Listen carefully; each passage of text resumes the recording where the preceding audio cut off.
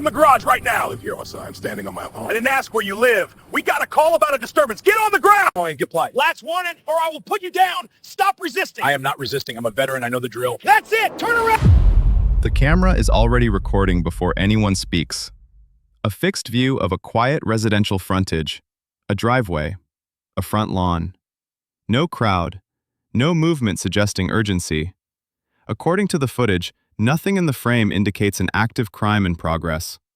What the camera does not announce, but the record later confirms, is that the man standing on his own property is a black war veteran. His prior service placed him inside the same legal structure now being applied against him. He was trained to follow lawful commands, to operate within rules of engagement, to defer to authority when properly exercised. That background is not stated on scene. It does not need to be. The irony is structural, not verbal.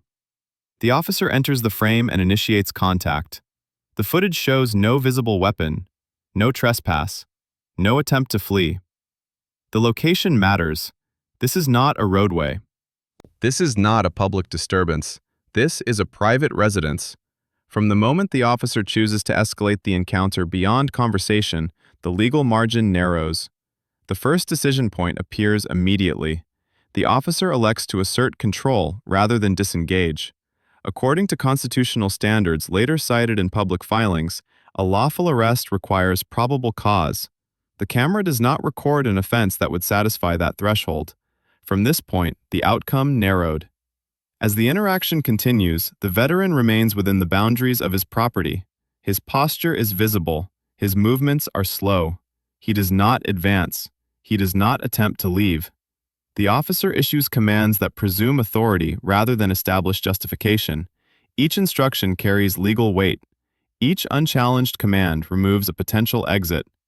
What follows is not sudden, it is procedural. The decision to detain converts the encounter into a seizure.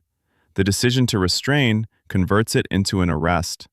At no point does the footage show conduct that would later be identified as a lawful trigger. This decision could not be undone. The significance of the arrest is not emotional, it is structural. A man trained under military discipline is subjected to force on his own lawn without a cause articulated on camera. The system he once served now documents itself acting without the safeguards it requires. The final consequence is not announced at the scene. It arrives later, through filings and settlement records. The city would ultimately agree to a $1.1 million payout. No admission of wrongdoing is recorded in the settlement itself. The number stands alone, fixed and irreversible. This incident does not rely on testimony. It relies on footage. What the camera captures, the record must reconcile. And once the sequence is complete, the process moves forward without discretion. The footage establishes legitimacy before it establishes conflict. The veteran remains on his own property. The boundaries are visible. The driveway meets the lawn. The structure of the home frames the encounter. According to the camera, there is no entry into public space and no incursion onto another's property. This matters under Fourth Amendment standards governing seizures. A lawful detention requires reasonable suspicion. A lawful arrest requires probable cause. The video records neither being articulated.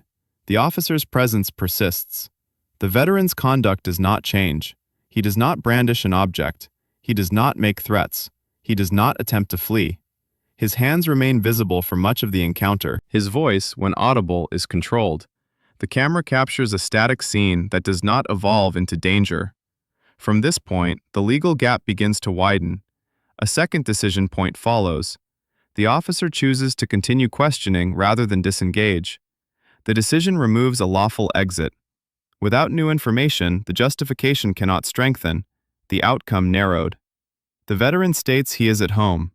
The statement aligns with the visible evidence. The officer does not contradict the location. The officer reframes the encounter. Commands replace questions. Authority is asserted without foundation. Each command functions as a legal predicate that the footage does not support. This decision could not be undone. A third decision point occurs when the officer directs the veteran to comply with physical positioning. The instruction implies detention. Under constitutional analysis, later referenced in filings, A reasonable person would not feel free to leave. The seizure is complete. No offense has been recorded. The legal exposure increases. The camera angle remains unchanged. There is no cut. No external trigger appears. The veteran complies. He shifts position on his own lawn. His compliance does not produce de-escalation. Instead, the officer's posture hardens. The legitimacy gap widens further. Another decision follows. The officer escalates from detention to restraint. This choice eliminates discretionary retreat. Once restraints are applied, the arrest is operational regardless of subsequent explanation. What followed was procedural, not discretionary. Throughout this sequence, authority reversal remains constant. The veteran's background, service under lawful command, adherence to structured rules, stands in contrast to the absence of lawful cause on scene. The footage does not need to state his history. The record later confirms it.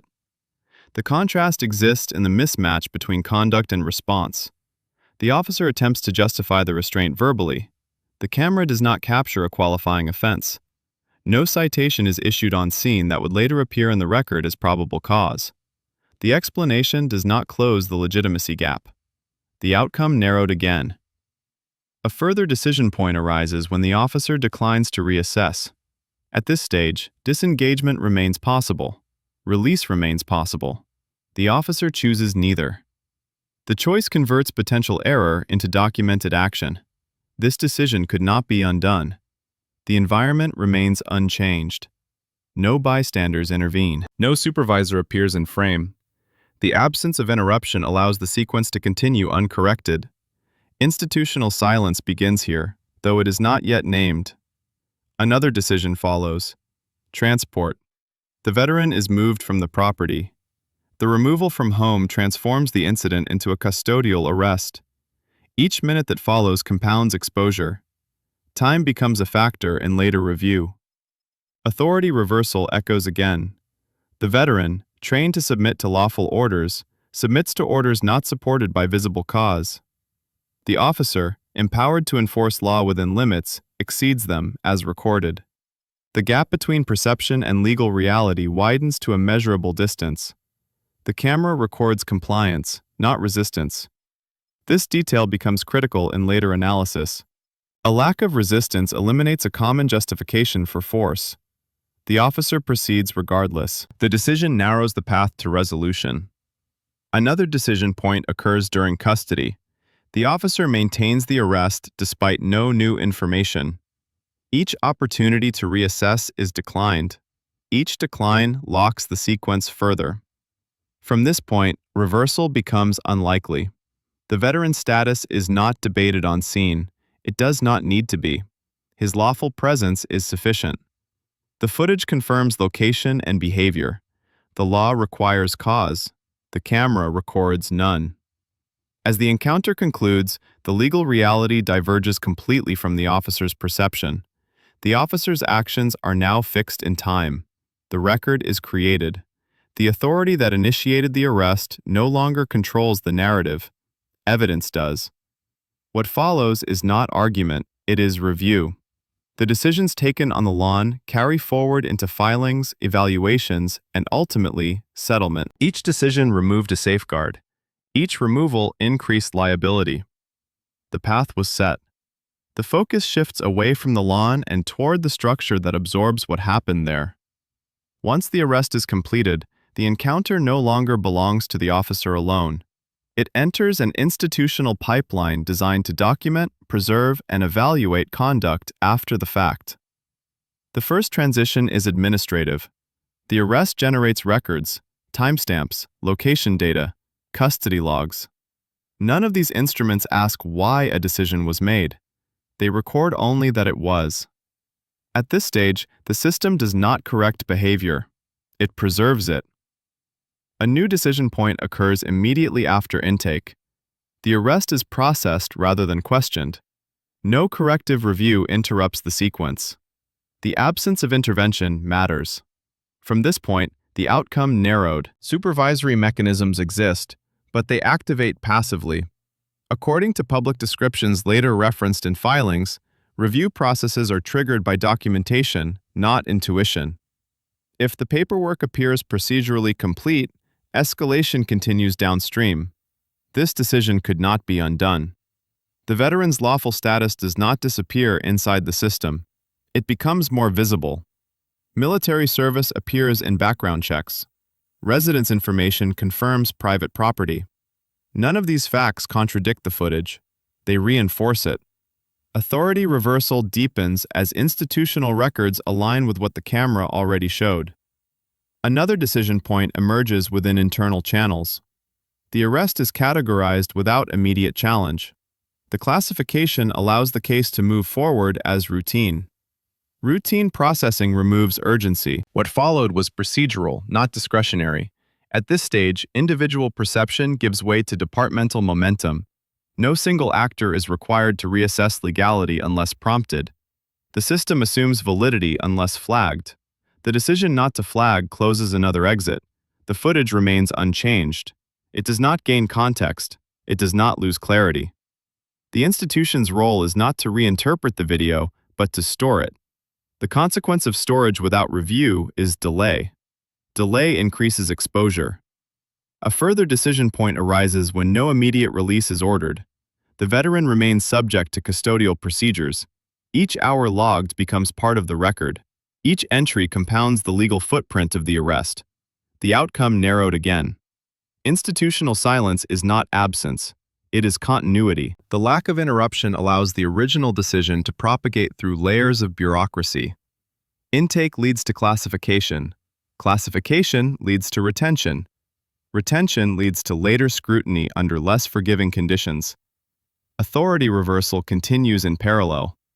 The veteran's background, structured obedience, lawful engagement, compliance under command, aligns with institutional expectations. The officer's conduct, as recorded, does not. The system now holds both narratives in the same file. Another decision point occurs when the footage is preserved without annotation. No immediate notation questions probable cause. The record remains neutral in tone. Neutrality, in this context, favors continuation. This decision could not be undone.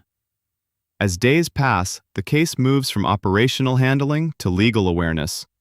Counsel becomes involved. At this point, the institution no longer controls the environment. The standard changes. Decisions are measured against statutes and precedent rather than field discretion.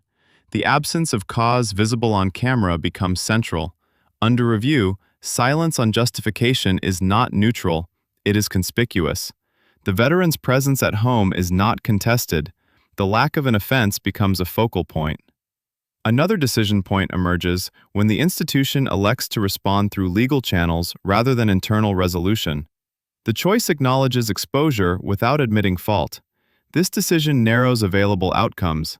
The system now faces its own documentation. The footage does not adapt to explanation. The records do not supply missing justification. The narrative is fixed.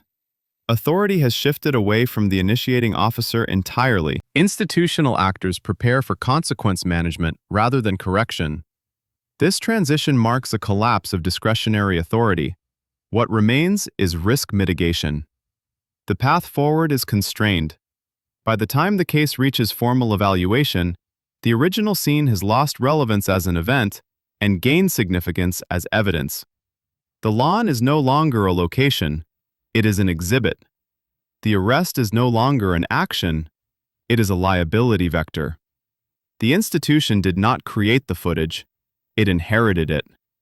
And once inherited, the system cannot argue with what it shows. It can only respond. By the time the footage is examined beyond the field level, all discretionary exits have already closed.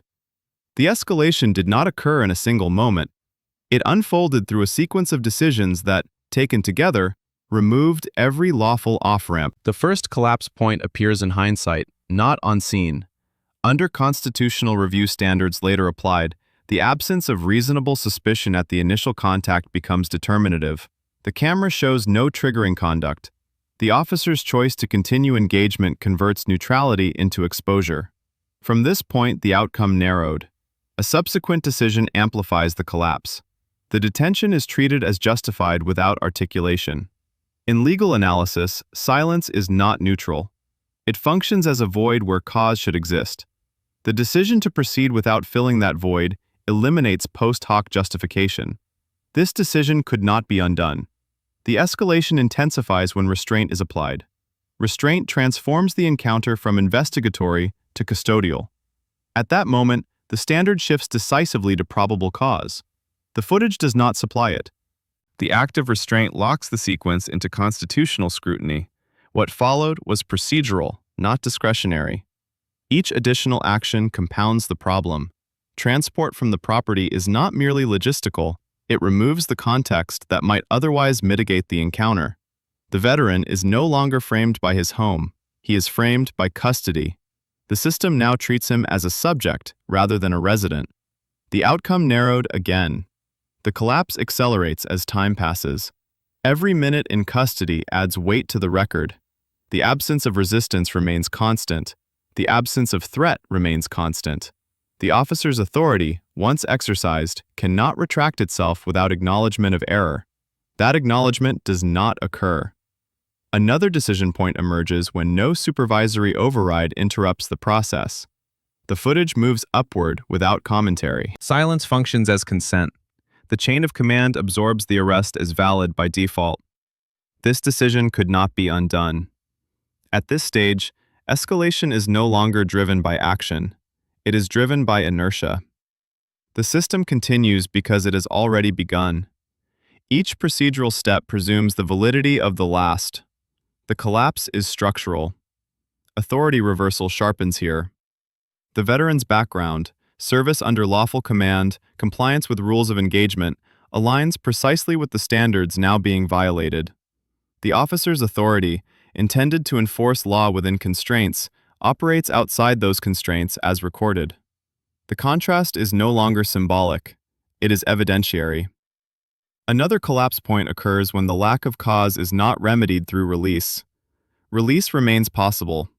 The decision not to release converts exposure into inevitability. The longer the custody persists, the narrower the institution's options become. The camera captures a slowing of movement. The physical pace of the encounter diminishes, but the legal velocity increases. Each quiet moment adds clarity rather than ambiguity. The absence of urgency undermines any claim of necessity. The outcome narrowed further. As review intensifies, the escalation becomes irreversible. The footage is no longer interpreted through officer perception. It is measured against legal thresholds. Those thresholds are static. The video does not evolve to meet them. The final collapse point occurs when the institution recognizes that explanation cannot repair the gap. At this stage, justification is no longer sought. Exposure is acknowledged internally, though not publicly. The decision shifts from defense to containment. This decision could not be undone. Then the scene stills. The veteran stands motionless. The officer's posture freezes. Commands stop. Movement slows. No one speaks. The camera records silence where authority once filled the space. Nothing changes in the frame. Nothing needs to. When motion resumes, the collapse is complete. The encounter has crossed from action into record. The power dynamic has inverted. The officer's discretion has expired. The evidence now dictates the future. The escalation ends not with confrontation, but with finality. The system cannot unwind the sequence without confronting what the camera shows. Every lawful exit has already been bypassed. What remains is consequence. Control transfers decisively from the scene to the record. The footage becomes the primary authority. Time compresses as reviewers move backward and forward through the same moments, isolating decisions and measuring them against fixed legal thresholds. What the camera captured does not change, interpretation does. The review begins with timestamps, entry onto the property, initial contact, the absence of a precipitating event. Each segment is examined in sequence. The order matters. Under later analysis, referenced in filings, reasonable suspicion must precede detention. The footage places detention before any qualifying conduct. From this point, the outcome narrowed. A decision point emerges within the review itself. Analysts elect to assess the encounter frame by frame, rather than rely on narrative summaries. This choice removes ambiguity. The camera shows hands visible. It shows distance maintained. It shows compliance. The decision to rely on primary evidence rather than recollection closes an interpretive exit. This decision could not be undone. Attention shifts to verbal exchanges. Commands are issued. Justifications are not. The absence of articulated cause becomes conspicuous. In review, silence is not neutral. It is evidence of omission. What followed was procedural, not discretionary. Another decision point occurs when the footage is synchronized with documentation. Arrest records, custody logs, and timestamps align with the video. No discrepancy supplies a missing predicate. The record corroborates the camera rather than supplements it. The outcome narrowed again. The veteran's lawful presence is confirmed independently. Property records establish residence. Background checks confirm military service. These facts do not add drama. They add context. Authority reversal deepens as lawful status aligns across systems while cause remains absent. Reviewers pause and replay. Movement slows. The moment where restraint is applied is examined repeatedly. The standard at that moment is probable cause. The footage does not provide it. The decision to restrain is now fixed against an unchanging legal measure. This decision could not be undone. Another decision point follows when the review expands beyond the initial arrest to subsequent handling, duration of custody, lack of intervening offense, continued detention without new information. Each segment increases exposure. The cumulative effect matters. The review process narrows its focus. Peripheral issues fall away. What remains is the core question: whether the arrest was supported at the moment it occurred. The camera answers by omission. No cause appears. The answer is structural. At this stage, silence returns, not on the scene, but in analysis. Reviewers note what is not present. No sudden threat. No escalation by the veteran. No emergent circumstance. The stillness recorded earlier now functions as evidence of non-necessity. A further decision point arises when the institution elects not to pursue internal justification narratives. The footage resists reinterpretation. Attempts to contextualize fail to supply missing elements. The choice to abandon narrative defense shifts strategy. This decision could not be undone. The review transitions into exposure management. Legal counsel evaluates risk. Numbers enter the discussion. Timeframes are considered. The question is no longer whether the arrest can be defended, but how its consequences will be resolved. Micro-payoffs accumulate. Footage confirms location.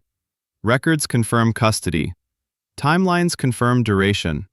Each confirmation removes uncertainty.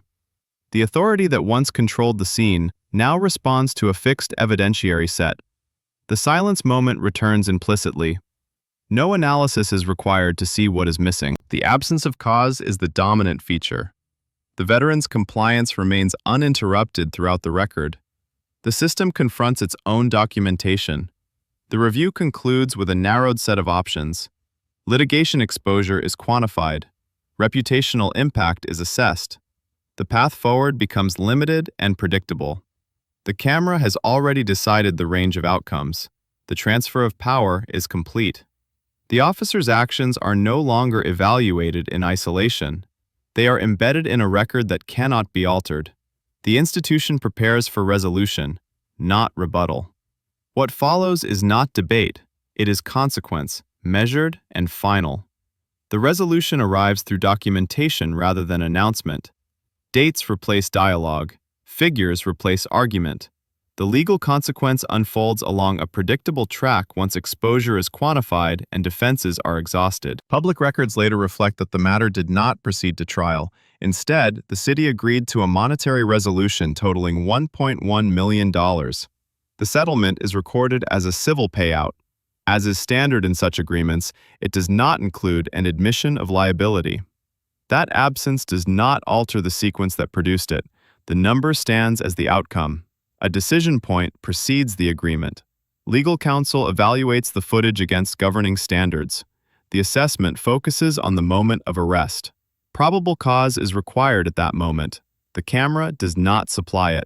The decision to settle rather than litigate narrows options to closure. This decision could not be undone. The timing matters. The payout follows months of review and negotiation. During that period, the evidentiary record remains static. No new information emerges to support the arrest. The absence of cause persists. The outcome narrows further as time passes without corrective findings. Another decision point occurs when the city authorizes settlement funds. Authorization converts analysis into action. Budgetary approval acknowledges risk in quantifiable terms. The amount reflects anticipated exposure, not sentiment. What followed was procedural, not discretionary. The structure of the payout is formalized. Disbursement schedules are set. Releases are drafted. The veteran's claim resolves without a verdict. The legal system closes the matter through agreement rather than judgment. The closure is permanent. The officer's role concludes within the record. The settlement addresses the incident, not character. No motive is assigned. No intent is adjudicated. The resolution concerns conduct as documented. Authority reversal completes its arc here. The power to define the outcome has fully shifted away from the scene. Another decision point appears in the aftermath of payment. The city elects not to pursue further action through appellate channels. Settlement forecloses appeal. The choice prioritizes finality. This decision could not be undone. The $1.1 million figure becomes the definitive reference point. It appears in summaries and disclosures. It anchors the incident in financial reality. The number does not argue, it concludes. The veteran's status is reflected indirectly. The resolution compensates without disputing lawful presence. The record affirms that the encounter occurred at home. The absence of cause remains unchallenged. The legal consequence addresses harm without expanding narrative. Institutional language frames the outcome as risk management. Terms such as resolution and closure replace field-level vocabulary. The system speaks in neutral phrases. The effect is the same. The matter is closed. Another decision point follows when the case file is archived. Archival does not erase. It preserves. The footage remains accessible for training, oversight, and future reference. The decision to retain rather than discard embeds the incident within institutional memory. The consequence is irreversible. Funds disbursed cannot be reclaimed. Time cannot be rewound. The arrest remains recorded. The review remains concluded. The legal system marks the end of proceedings without reopening the facts. What the settlement does not do is change the footage. The video remains as it was recorded. The sequence remains intact. The absence of cause remains visible. The resolution acknowledges that reality without contest. The finality is procedural. No public hearing follows. No jury deliberates.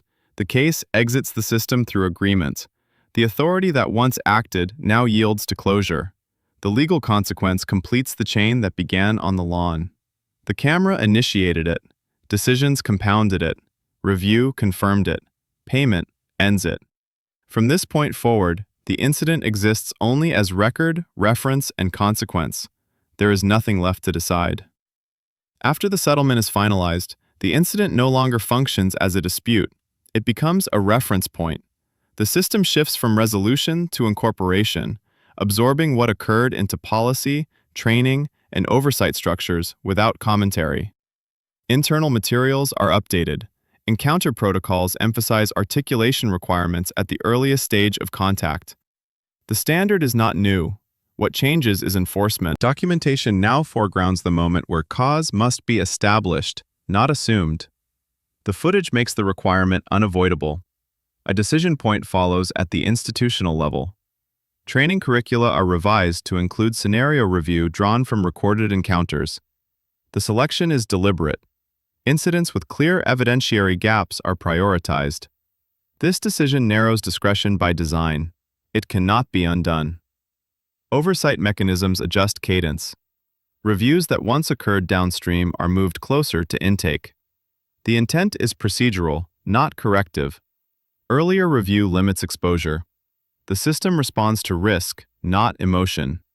What followed was procedural, not discretionary. Policy language tightens. Definitions of detention and arrest are clarified in operational terms. The threshold between conversation and seizure is re-emphasized. The footage's stillness, hands visible, posture compliant, no precipitating act, becomes illustrative rather than anecdotal. The standard is rendered concrete. Another decision point emerges when the incident is retained for audit purposes. Retention ensures accessibility. Accessibility ensures recurrence in oversight cycles. The decision embeds permanence. This decision could not be undone.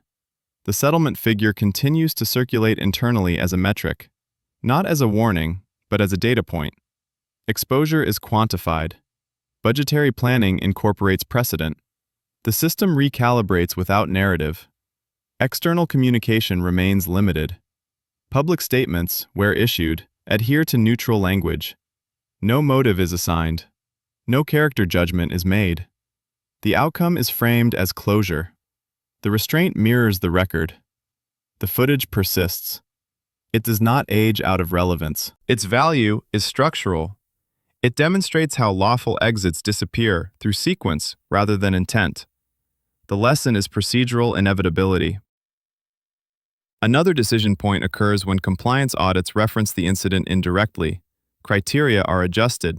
Supervisory sign-offs require explicit cause articulation.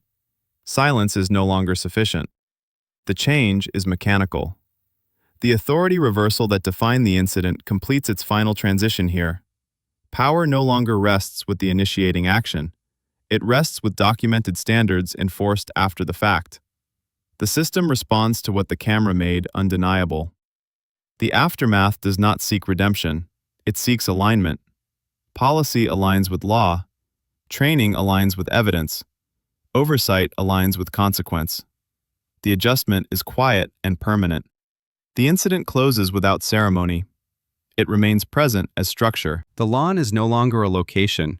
It is a benchmark. The arrest is no longer an action. It is a case study. Footage did not provoke outrage. It imposed clarity. And clarity, once recorded, leaves no room for discretion.